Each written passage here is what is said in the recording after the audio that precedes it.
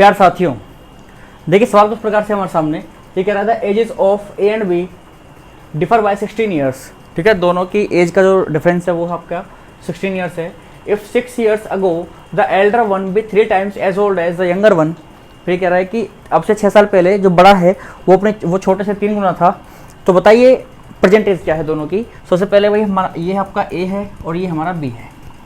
ठीक है, सबसे पहले हम बात करेंगे 6 ईयर्स अगो, तो 6 साल पहले की बात करेंगे 6 ईयर्स अगो।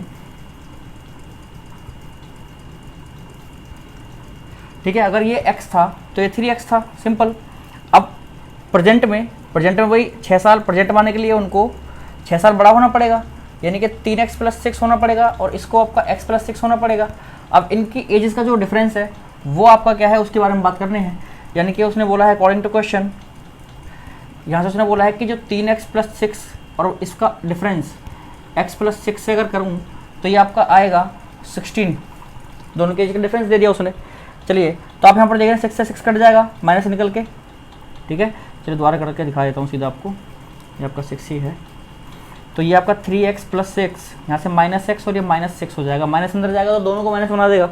अब इधर आपका 16 है, ये से गया और यहाँ पर बचेगा 2x = 16 और x = 8।